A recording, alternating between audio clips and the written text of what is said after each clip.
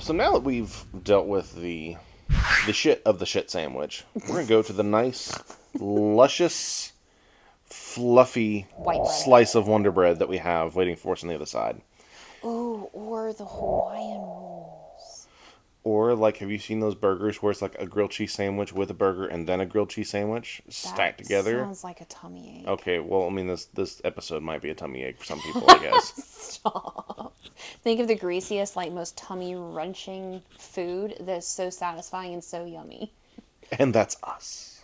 Oh my god, that is not what I meant. I meant the content, but okay. It's fine.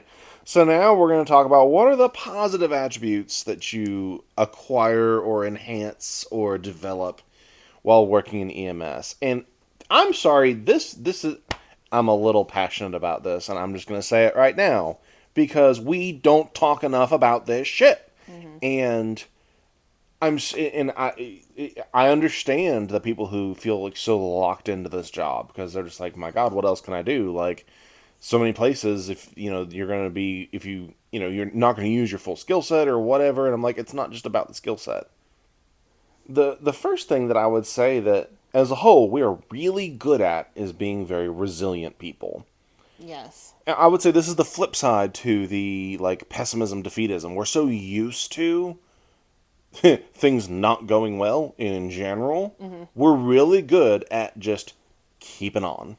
Just keep on fucking chugging. Well, so the first example that kind of comes to mind that, again, can be a good thing and a bad thing is, like, usually when you talk about, like, long-term chronic toxic stress, those kind of people tend to, and I mean, I'm one of these people, when things are all happy and things are going perfect and according to plan, whether in my personal life or at work or anything, and, like, there's nothing suspicious going on, like, I feel more stress when things are good, which I acknowledge is not good. And I mean, I'm in therapy. It's fine.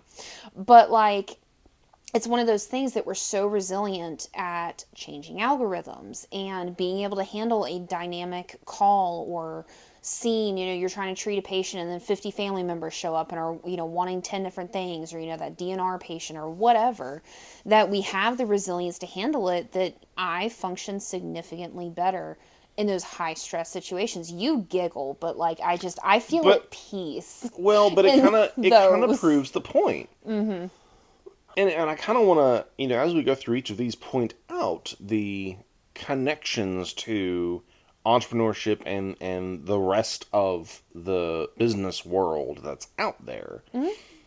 Having this kind of resilience is so incredibly essential, especially if you're one of those people who does want to go start their own business. And there's a lot of y'all out there that do.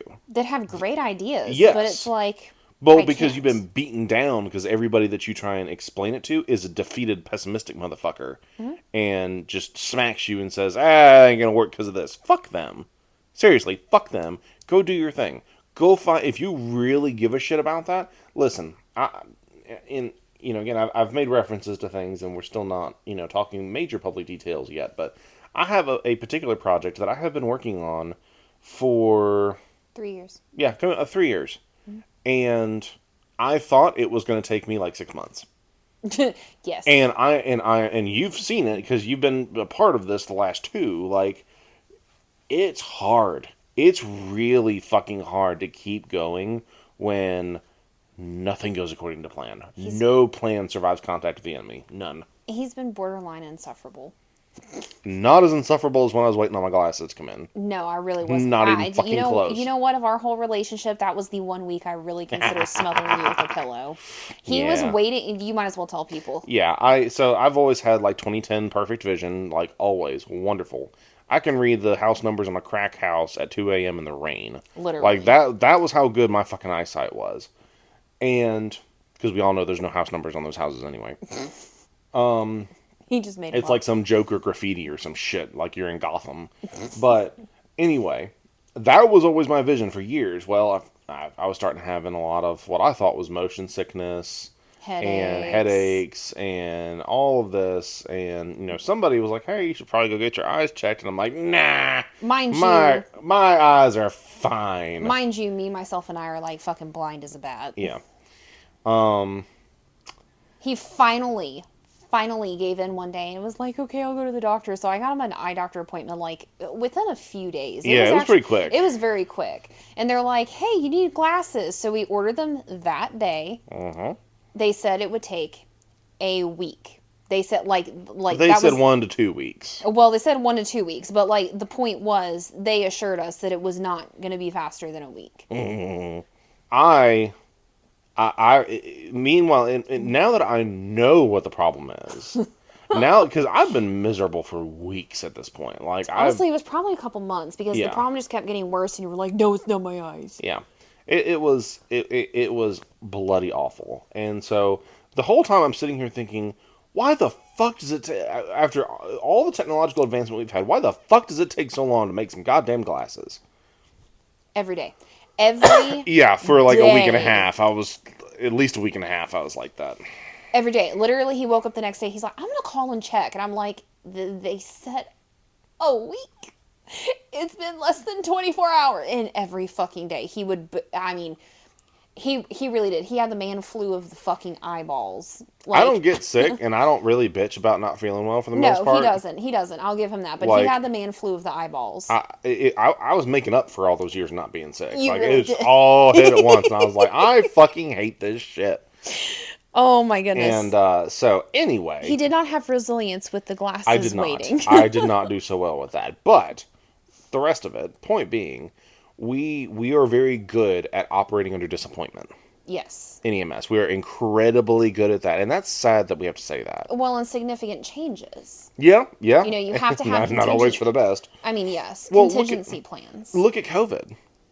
Like Yeah, where that was a monkey wrench in the plan. I mean, well, but just in general, all of healthcare suffered from that. Yes. Every industry suffered, more or less. But as far as the people bearing the brunt of it, your frontline healthcare workers across the board carried the lion's share of the weight for that. And that sucked ass. And God, 100 degrees outside in the summer, wearing full, plastic bags. fucking signaling for ET to go home. Like, it was awful. Yes. And I predicted at the time that there would be a mass exodus of people from healthcare in general, which there was. And honestly, we haven't fully recovered. Well, and we've recovered with people who are like, I'll get into it because it's free. For now, yeah. Yeah, like that's been a lot of people. I mean, it's starting to kind of level out a little bit now. Well, and a lot of people think the job is easy. Easy money, good money, and then digging into it, they're like, ha, ha, ha, ha, not good money, not easy. Yeah, no, yeah, none of the above. But those of us who stayed, who went through that and are still fucking here, and not just that you stayed at one service. I'm not talking like that, because there are going to be some people who's like, oh, well, I stayed at the same place the whole time. Fuck you. Nobody cares. But It's a combination of things, yeah. yeah, the point is we stuck it out. We dealt with it. We knew the bullshit ahead of time. And we're not going to get into a whole episode about that yet. But it was such a fucking debacle. It's actually 4 years ago now. 4 years ago COVID hit. Well, yeah, but we're still seeing shit, and people still have COVID, and then there's a flu problem, and But of course the CDC is like, oh, we'll just treat it like the flu now. Motherfuckers, that's what we said the whole time. Can we go back to like the Tiger King era of COVID? Like, Stop. that was, okay, that was my favorite part of all of it. When Tiger King came out, I was like, this is the shit. Mind you, I didn't watch Tiger King when it first came out, and this man made me sit down and watch it, like, I don't know, what was it, a year ago? And, like, the appallment on my face was just like, oh my God. But that's what 2020 was for all of us. It was just Becky, like, you look know at what? her Cool, let's just bring it all out. It was great. Well, So- but it's funny that you bring up COVID, because that really does bring us to point number 2, which is resourcefulness. Yeah. What? It's funny, we both have the same thing. Okay, we need to go ahead and get past this one. We've kind of stuck on this for a little bit. But it's fine. I like going on these tangents. It's But fine. a lot of these are connected, too. Which, Well, I mean, yeah. it really does bring Yeah. us to resourcefulness. Like, I mean, how many times have you had to, like, get a rig? The second one is something? resourcefulness. That's what I said, number 2. I think we just kind of Did I say glossed option 2 by it. again? No, you didn't say option 2, but I think we just said the second one, and then resourcefulness. It's just kind of muttered back in there. So resourcefulness. Oh God, that sounds creepy. Anyways, I mean, how many times have you had to like get a rig something or like try to make something work that really shouldn't, but you had to? You know the old show MacGyver? Yes. Like the old one, not the new crap. They should never remake shit like that, ever. I mean, yes. Should never remake that. Should never have remade Magnum P.I., none of it. Anyway, we're the MacGyvers of healthcare. I mean, yes. You give us some duct tape and some lube and some extra plastic, and we will make some shit happen. Like, and I mean that in a very non-creepy, non-sexual way. The fact that you had to specify, but it is the way the strange field is. motherfuckers out there. But anyway, But I mean, think about like your. I don't mean this like in a hateful way, but think of these super shamu like giant fat people that like don't fit equipment, or you have to figure out. You have a patient that fell in Bermuda Triangle of the fucking bathroom and you can't figure out how to pick them up. Like, I mean, we gotta pick some stuff up. Like, just a few weeks ago, we had a patient that had fallen, well, slid, whatever, in the bathtub. She literally had the shits. went She was vomiting all the way home. I mean, yes, she was a big lady, and she was so dehydrated. Laying down, her systolic pressure was, I think it was like low 80s. It may have been 70. I think it was low 80s. Laying down. I was like, oh, this is not going to be good. And of course, it was in one of those fucking motel bathrooms that you could get like one provider in there comfortably. And she's huge. And so I'm like standing in the tub with her sitting up, like laying on me with shit water, like trying to figure out how the fuck you're going to get her up. And you got to MacGyver some stuff with like the stretcher and 3 other providers and, some towels and blankets and like, make this little cooch butt like swaddle thing to try and like lift her ass up. Like we are very resourceful. I'll tell you, I've done some cool shit with a little bit of paracord and some carabiners. I mean, yes. Like I can toss a bag of fluids any fucking where. Oh my goodness, I have seen some cool stuff out of some of the CC medics that we work with their fucking carabiners. There's some that are like the size of my fucking head that they'll like add some extra stuff. Anyways, I sidestep. The resourcefulness is impressive when you have to improvise. But when you when you translate that into a business context, your ability to make do with so little, yes, and to make good shit happen and stretch consistently, that's incredibly useful. There's so many people that don't know how to do that. And it's basic problem solving skills, because okay, well, here's what I need to have happen.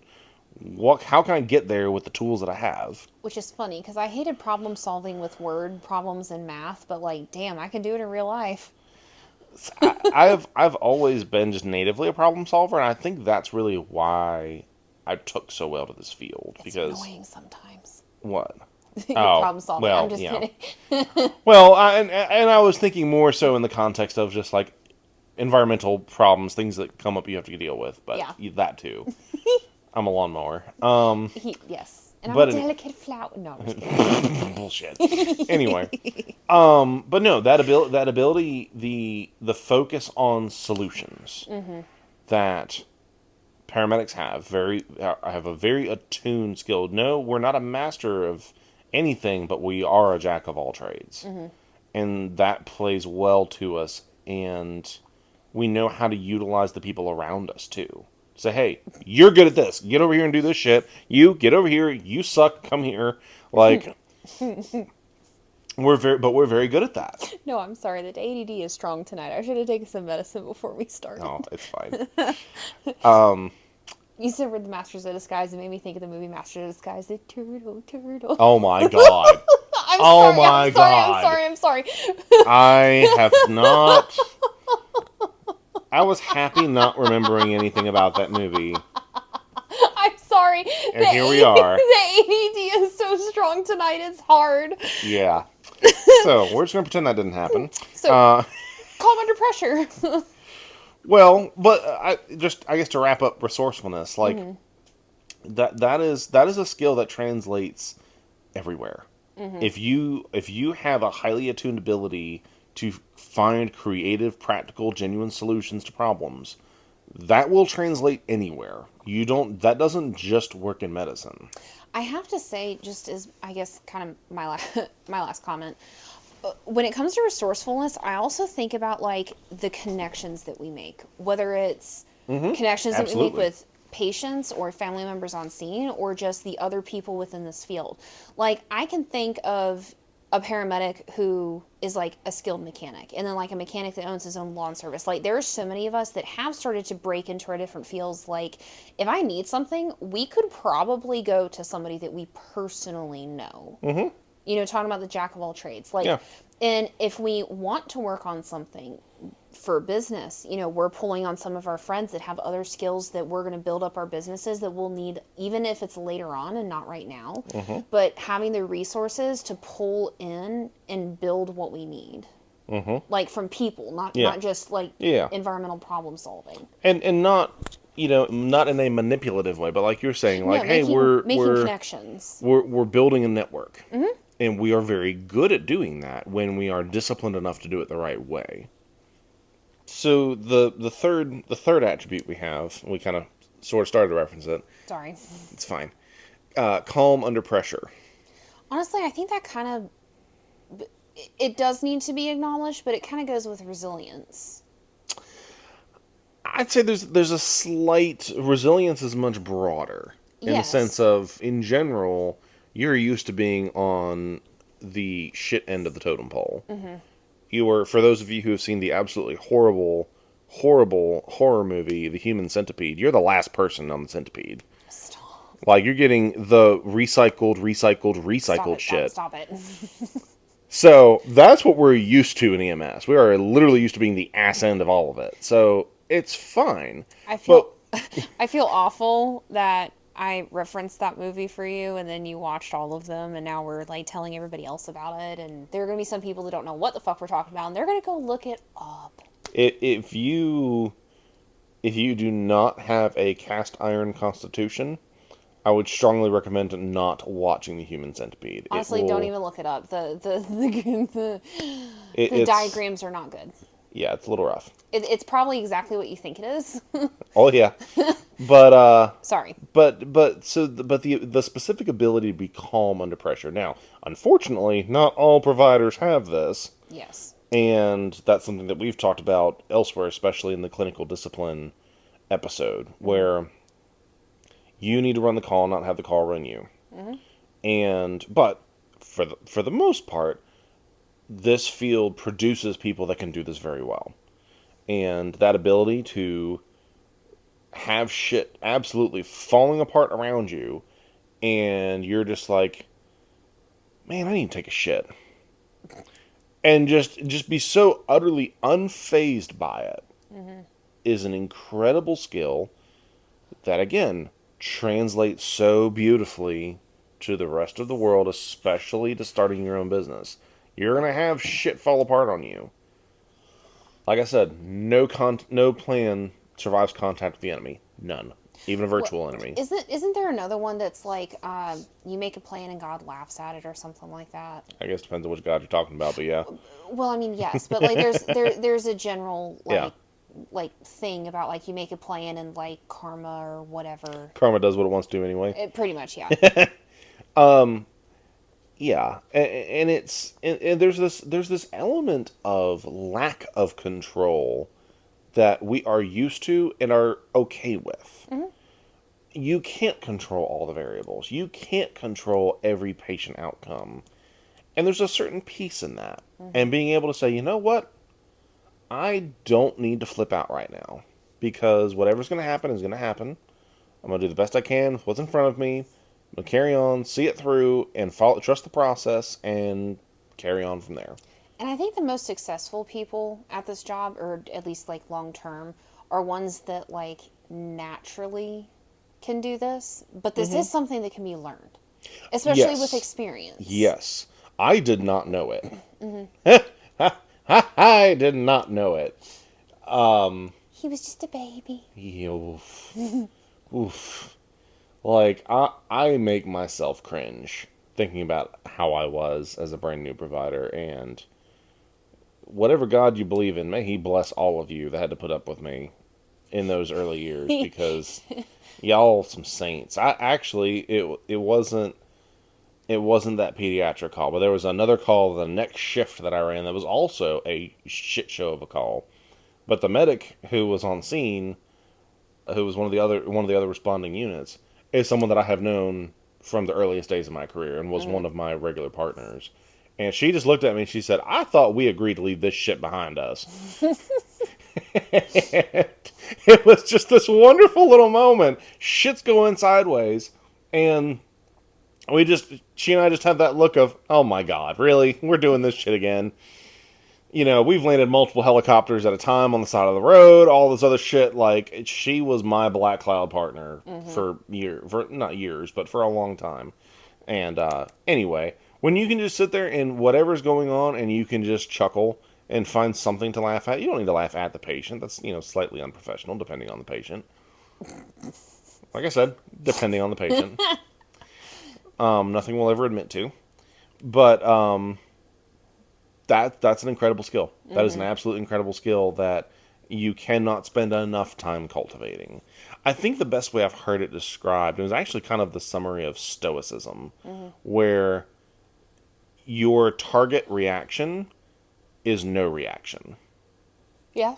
When shit comes at you and is shoved in your face and you're just like, that's cool. Well, and don't get us wrong. Like, you can have an internal reaction. It's what you present to the world, to other providers. Because, like, there are some calls where internally I'm like, fuck, I don't know where to start. Yeah. But my mannerisms don't tell everybody I don't know what the fuck. Right. And that part of that is your tone and how you talk. But Body I think language, microexpressions. Yeah. But I do think there is a point where, and this comes with time, and it looks different for everybody, but you do get to a point where you're just like, cool. Like, awesome. BLS before ALS, and I got this. Well, I mean that, but also it's just, and I think part of it is repetition. Sometimes you see so many things over and over and over and over and over and over and over again. That you're just like, hey, you know what? The worst that this could go is a cardiac arrest, which I can do in my sleep. Like, literally, that's the worst case scenario is cardiac arrest. Listen, Linda. I know. I did so good not talking about it. I didn't bring up a specific call. I don't care. I don't care. You referenced it. Said. Well, I haven't said it 3 times, so it's not going to pop out of the mirror. You better hope not. The fourth positive attribute we have from working in EMS is, and this is a personal favorite, high tolerance for sleep deprivation. Well, and this is, I guess you could say positive, but also negative. Because, I mean, we glorify the sleep. Yeah. Some people glorify the sleep deprivation. Yeah. And I certainly don't like it anymore. I mean, agreed. The two of us, I have chronic, horrific insomnia. So I can, and it's like, I do feel like it's kind of a superpower sometimes, but you know what? I feel like crap, and I have like the worst sleepy hangovers forever. I remember years ago, before I had any kind of like treatment for my sleep apnea, I wouldn't wake. We'd get woken up for a call in the middle of the night. I wouldn't fully wake up until we were already transporting to the hospital. And I had one partner. He used to call me Sleepy Bear. That was his little nickname for me. It's like, Sleepy Bear, you okay? I was like, shut the fuck up. Now I can do it. I don't like it. And it's kind of like drinking. Like when you're younger, you can do it. You still feel like shit afterwards, but you bounce back pretty well. Now I can do it. I'm actually better at doing it than I used to be. But it's like, my God, it's a pain in the ass to recover from. Like, it's a bitch. See, but I don't get intoxicated hangovers. Your body's just weird. Like, I mean, it is. It's hard for me to get drunk. I can get tipsy, but hot damn, I don't get hangovers, and Daniel hates it. But that sleepy hangover is a raging bitch. Like, not getting enough sleep is just, it's awful. But, and again, this is an attribute that, no, we're not glorifying the reason you get it, but it's kind of like you get handed lemons and you're making some bomb-ass lemon juice, like, or lemonade. Yeah, I mean, you can make lemon juice, but that's weird. It's kind of tart. Well, Life is tart. I don't know if I told you this, but my little brother we used to set aside his personal lemon and lime juice bottles in the fridge. He would walk in there just at random points in the day, open up the fridge, take it, squirt it full in his mouth like an athlete with Gatorade. Ugh, make that weird looking. Just carry on with his day.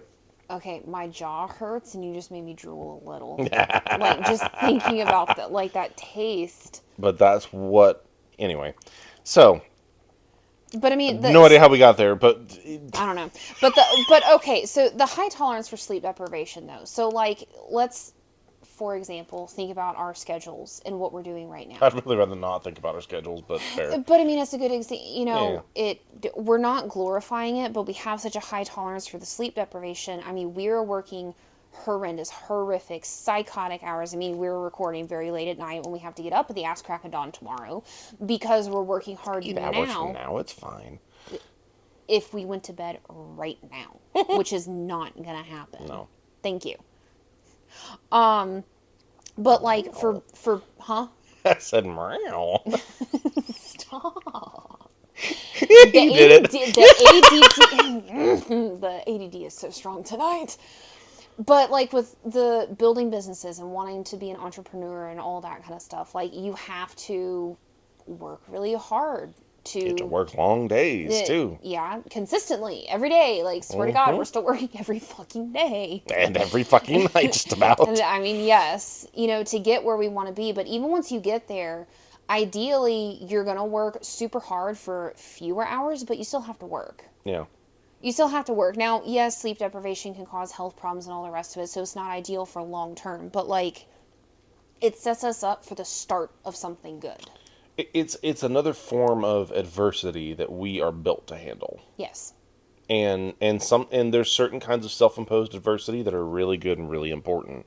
No, I'm not a David Goggins who thinks you need to go run a marathon every other day to be a man. Like, no, Was he bro. the guy that ran 50, like, Iron Men? No, that was the Iron Cowboy. Oh, okay. That guy, he did 50 Ironmans in Iron Man races, whatever.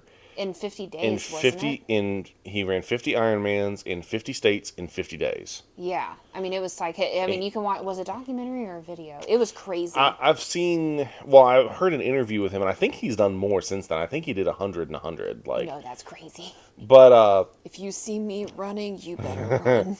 I mean, he was, like, losing nerve endings in his feet, like, nails falling off after the first, like, 2 days. Like, it was insane. But anyway, no, you don't have to be like that. But self-imposed adversity is a good thing. And no, sleep deprivation is not a good thing. But being able to handle that kind of adversity is important and is critical if you're going to be in the entrepreneur space or doing a number of different things in life. Well, and I mean, it's benefited us where I take medicine every night to try and help me sleep, but like if I don't take it, I can be up for excess amount of time. So like when you and I have alternated out of necessity between day shift, night shift, 24s, this, that, all the rest of it, like, I mean, we're able to do it, but it's not something we should sustain. So I mean, it's applicable in many different ways. Yeah. The fifth positive attribute we have is another very personal favorite of mine. I love this one. Yes, the ability to talk to anyone. This does not mean that you have the desire to talk to everyone. It just means you can. I can carry on a perfectly fine conversation with a brick wall with just one of my personalities. And it's totally fine. Like, and I was thinking about this earlier. There's a facet of this where we have the ability to talk to anyone and not give a flying fuck who they are. Well, and I don't mean that in a disrespectful way. Yeah. I'm talking about like remember. Like I would treat fucking Donald Trump the same way that I would treat, grandma, or whatever. I mean, I wouldn't call him honey baby, but But as far as my give a fuck, when it comes to you having an actual emergency, the way I'm going to interact with you, I don't give a damn who you are, what you've done, where you work, none of that. I give zero fucks about that. So that's one aspect of this, I guess. Well, and with something like that, you're able, kind of like with, building connections with people. I've been told by so the students that are with me in clinicals this semester on multiple occasions, they'll just look at me and kind of giggle. And there's been a few different times with a couple different ones where they're just like giggling after I talk to somebody, and I'm just like, what are you laughing at? And they're like, is there anyone you don't know? And I was like, I mean, plenty of people. But they're like, but literally every crew that you walk into, you know at least one of the crew members and you know something personal about them. And it's not me not caring, because I mean, I do remember this stuff, but it's just like being able to have those conversations, even if you like would never be friends with this person, like in any time in your life. But also it's beneficial because, again, the students have noticed, like, if I have to step in and do an IV, or if they're struggling with an IV and I'm either helping or they're doing great, but I need to distract a patient, man, I can pull some questions and some common ground out of my ass like nobody's fucking business. And even if I don't fully retain it, I can carry on a general conversation and usually distract people pretty well. And I keep forgetting the difference between sympathy and empathy. Remind me. So you can empathize with some. Let's take homeless people for example, and this is going to be really horrible, so people just bear with me.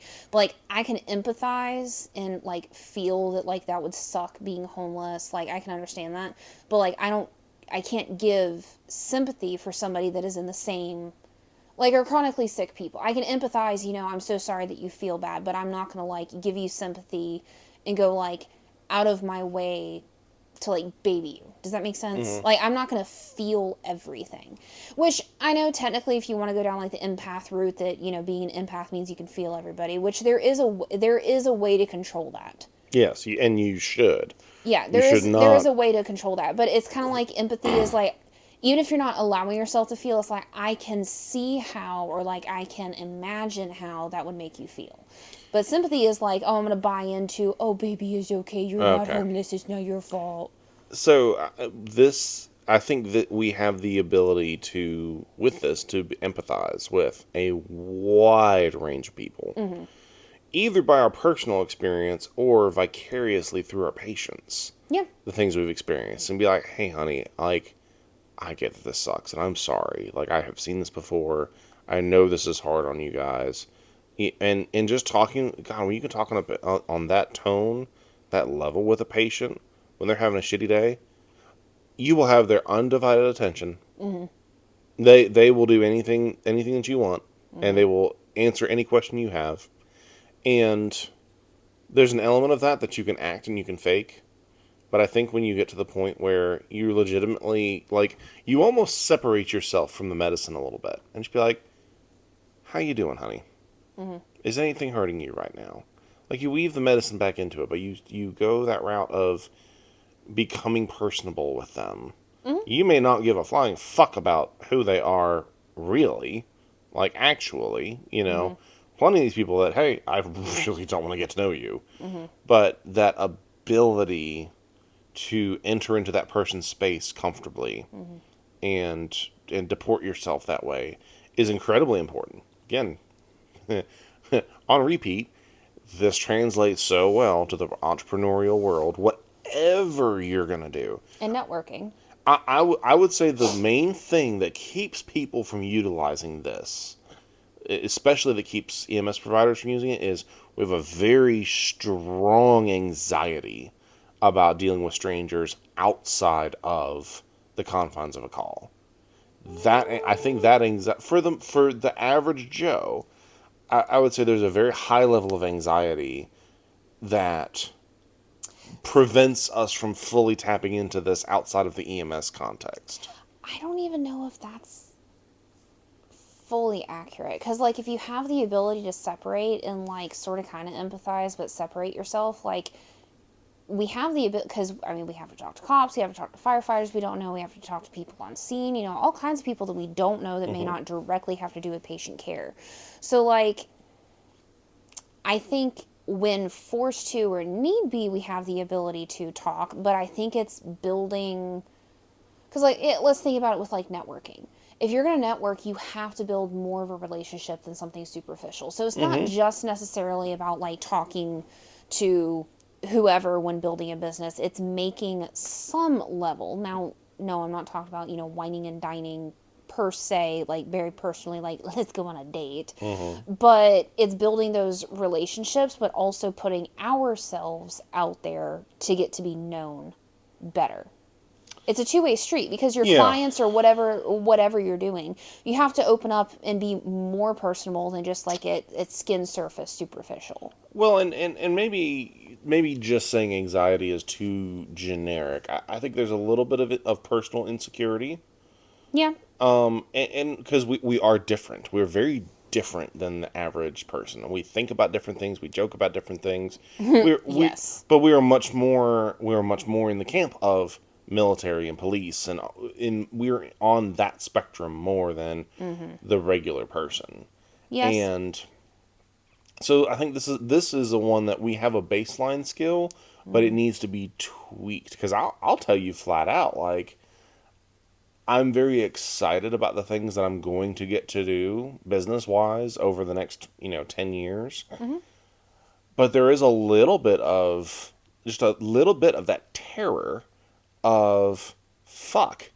I have to actually like step up and step out and and be in a sales slash customer relationship position.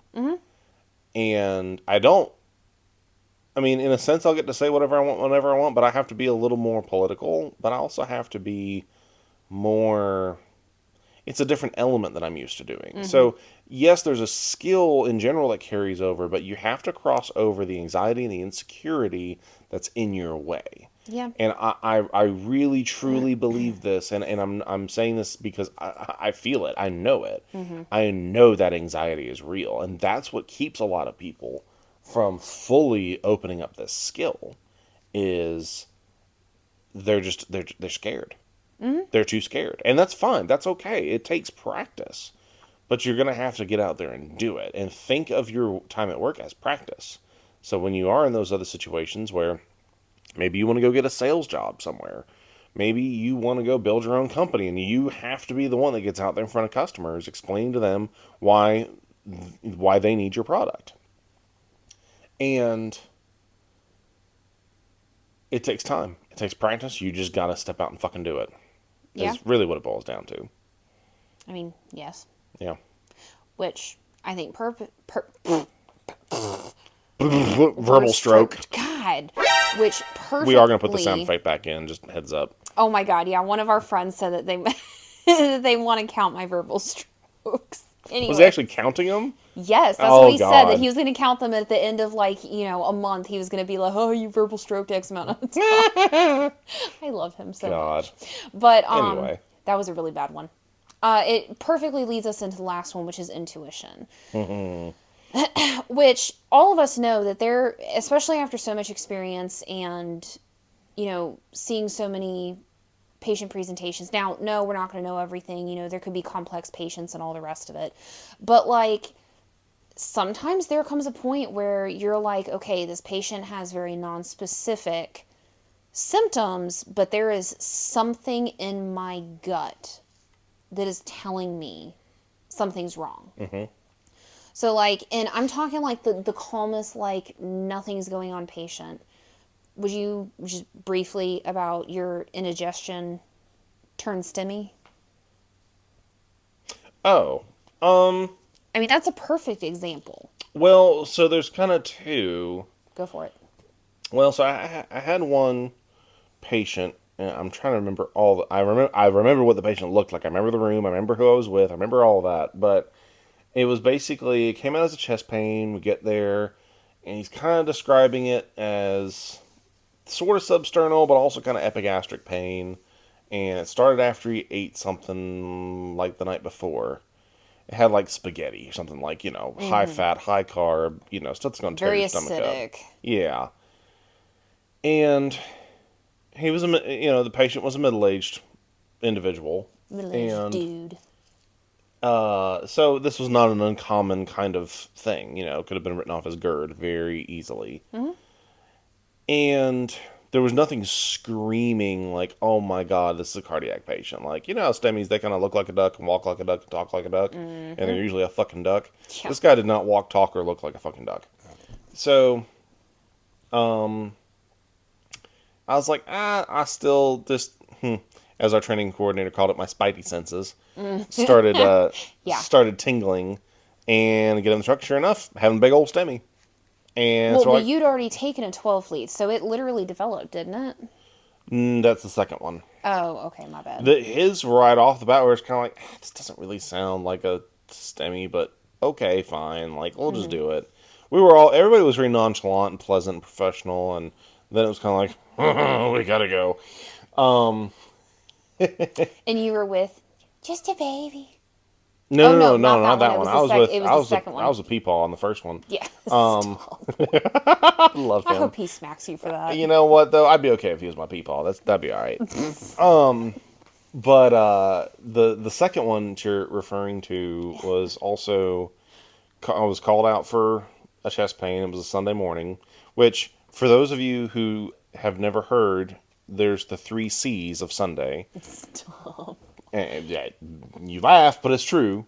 So it's the three C's: church, chicken, chest pain. At least in the South. At least in the South. Okay, fair. You Fair got you enough. got you got the fried chicken. Which was really funny the day that it was on a Sunday that I ran a chest pain at a church's chicken restaurant.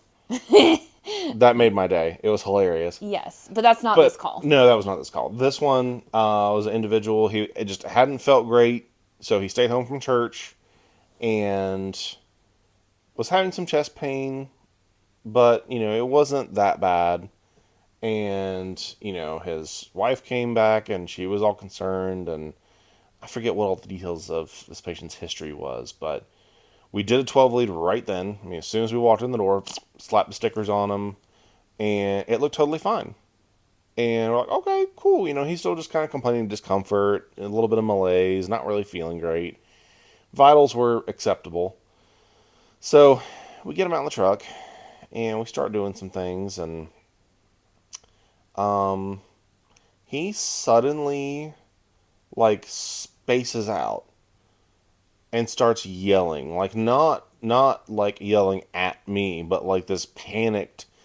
It was truly the embodiment of the expression sense of impending doom. Mm-hmm. That was this guy, and you could feel it. Like, there was something deeply disturbing this man, Mm-hmm. and he was falling apart.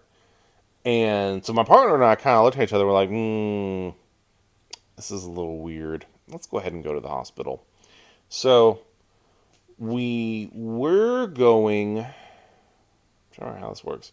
We were going to go to a place because his initial 12 lead was fine. We were going to go to a place that did not have 24/7 PCI capabilities. But right as we were leaving, I was like, I want to go ahead and do another 12 lead on this fella, and he was having a big motherfucker. And I can't remember if it was. I think it was his RCA. I forget what it was. We had a 99% occlusion. Shit. Yes, it was bad, and so it was funny because my partner, who is literally just a baby, I just a baby. his father was one of my adjuncts when I was going through paramedic school, and then he was one of Michelle's instructors. One of my favorite people. Yes, hell, he's so much less salty though than when he was an adjunct. My God, when he was an adjunct, it was hilarious. We all loved it because he was as done with the day as we were. But anyway, his little sperm monkey Oh my god. was my partner for the day, and I can't remember if this was his first STEMI or not. I think it was. I think it was. Because I just nonchalantly poked my head through the window and I'm like, hey, so, we're going to need to go emergent because we've got some ST changes. And it was just this, like, because the spouse was up front too, just like, trying not to cause a panic. But I was like, we should go ahead and go emergent. We're going to go to the other place. Oh, you're ballsy for letting the spouse ride when you have a questionable patient. Well, at first he wasn't questionable, but she's got vision problems and didn't want to drive and didn't have any family who was like right there that could take her, and she wasn't being a spaz. So I was like, you know what? And she's an old lady. I mean, there's nothing she's gonna do that's gonna be a problem. So I was like, you know what? It's fine, honey. Come on. And then he learned his lesson. No, I no. know. I'm teasing. I generally don't like having other riders. I really don't. Hmm. But anyway, There was no. I got a phone call from my training officer like weeks later, Mm-hmm. and he was like, "Hey, so nothing bad, but I'm just curious, like, what led you to lead to do the second 12 lead?" I was like, well, he kind of put off the vibe that he thought he was going to die. So I figured it was worth investigating a little bit, was the essence of what I said. And he was like, oh, so your spidey senses tingled a little bit. I was like, yeah, that'd be a good way to put it. And then literally he uses that exact phrase in the email that, like, he sent out to the entire fucking department with the 12 lead and, the story. Yeah, because they do like 12 lead like story sharing Which is reviews great. or I love it. whatever. I Oh, it's want really cool. 1,000% support it. Well, especially because you But, usually get a follow up about that patient too. yeah. And so anyway, where that comes back into this discussion about intuition is it wasn't it wasn't a classic change, but there was just Mm-hmm. a sense of something's not right. Something is not going well here. And I could have, looked at the original 12 lead, which was perfectly fine. Like, it was a Mm-hmm. perfectly fine 12 lead. Mm-hmm. And been like, nah, that ain't no way anything's changed. Well, motherfucker, it did. Mm-hmm. Well, sometimes it's just that gut feeling, like you have the most like random fucking, like you're older than 50 ladies, and really that age should be lower. But let's just say like older than 50 ladies with like a history of diabetes, and us ladies don't present normal, and complaining of like the most random fucking like toothache, something crazy, but there's just something in your gut that says this ain't BLS. Like there's something wrong here. I mean, Hmm. God, when I had pneumonia, there was something that told you at 5 o'clock in the fucking morning on that Thursday that said we needed to go to GMH, and we needed to go to GMH. Yeah. We needed to go to You GMH. met all the sepsis criteria, which other people had missed in the days leading up to that. But we won't get into that. Yeah, but like there's just sometimes like something in your gut that tells you when like no proof in medicine can justify it at that time. Now, no, I'm not talking about like going crazy and going out of protocol, but I'm talking about like with the whole STEMI thing. Like you got some like Hmm. random, oh, I had really acidic spaghetti and I have a history of indigestion last night. And you're like, oh, let's put on a 12 lead. Like, not just for shits and giggles, but like something didn't feel right.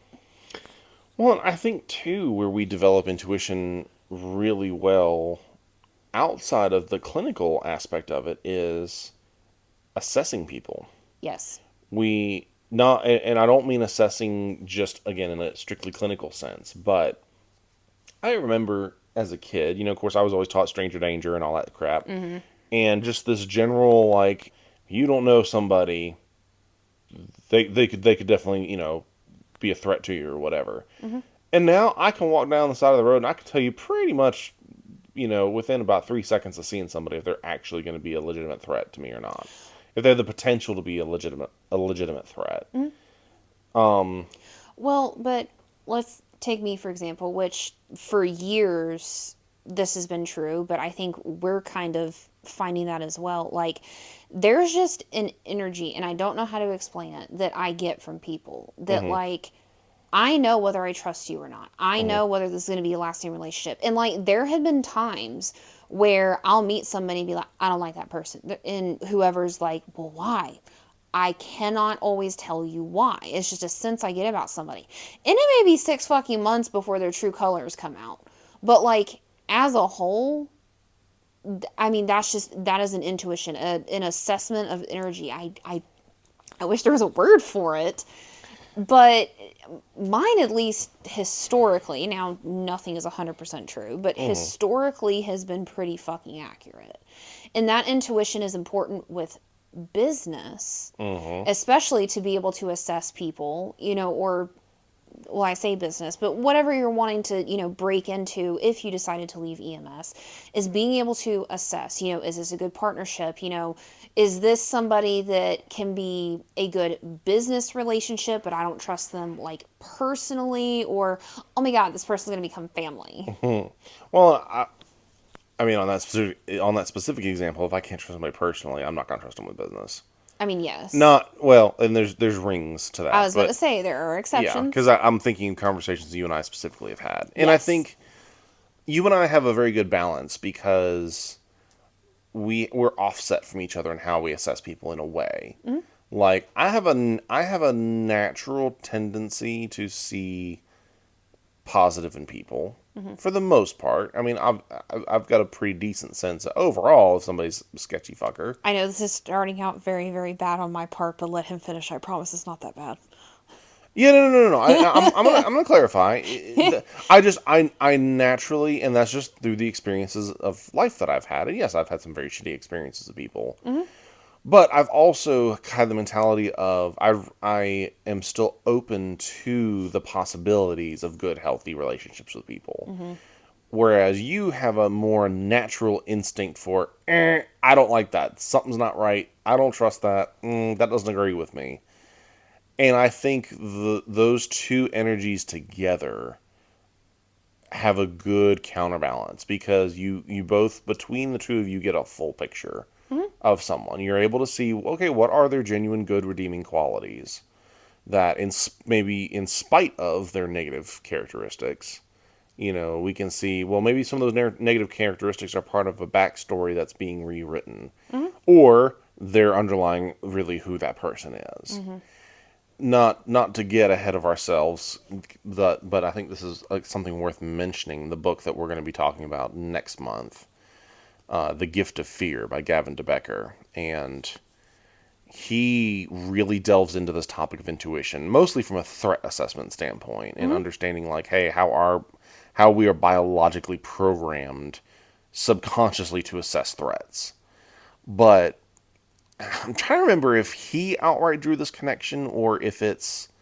I'm pretty sure it was he's the one that drew this connection. Talking about dogs. Dogs do not have any sense of, quote, good judgment. None whatsoever. They 100% rely on instinct. Yes.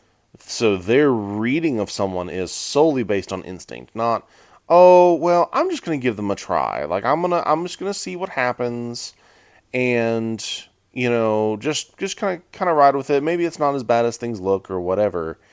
And he makes the point that good judgment is actually a help to a lot of threats because it encourages people to let their guard down. Now, again, there's a balance to everything. Well, and there's always going to be exceptions. Some dogs that are abused are going to see every human as a threat and blah, blah, blah. Well, and just overall, there's a balance to the value of, quote, good judgment because there are decisions that do need to be made with a level head and a logical mind.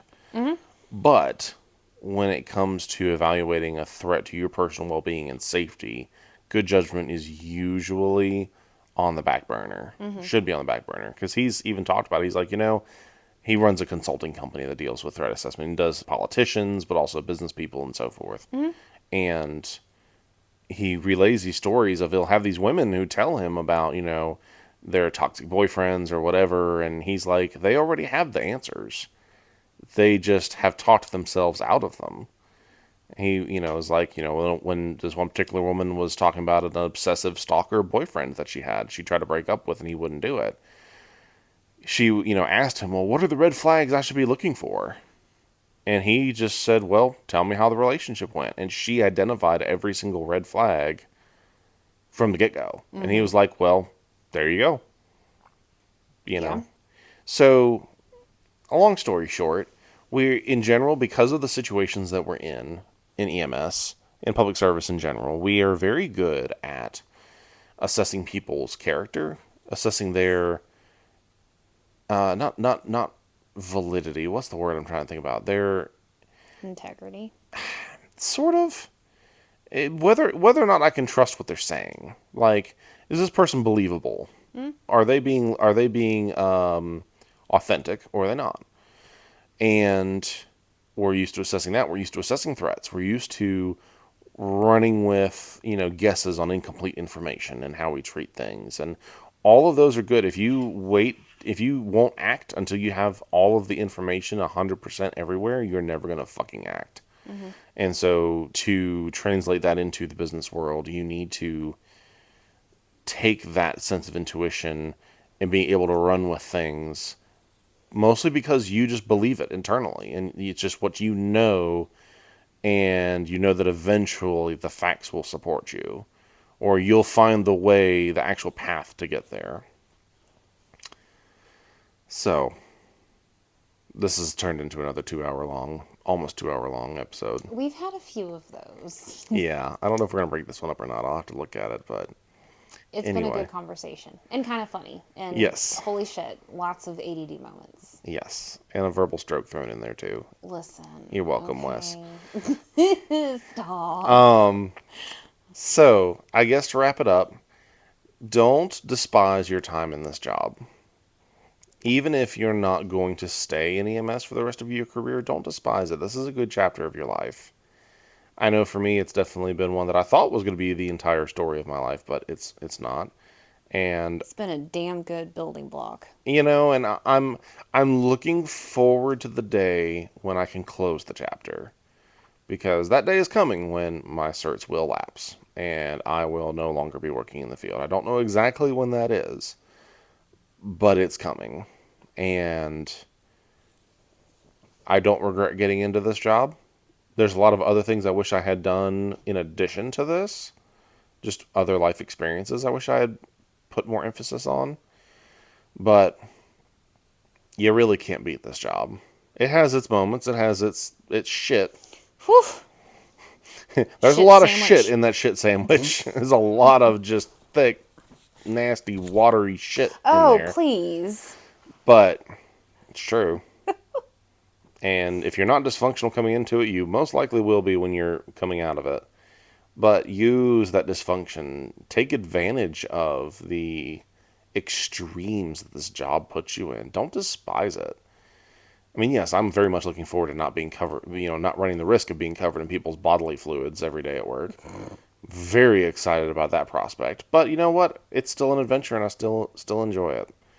So learn what you can. Really dig in and take these lessons to heart of what you can really do. If you feel stuck in this job, go do something different. You have skills. You have so many skills that are so valuable to so many other industries and so many other people. You have to just pull your balls out and go make some friends, find people outside of EMS to network with, and make the most of all of it.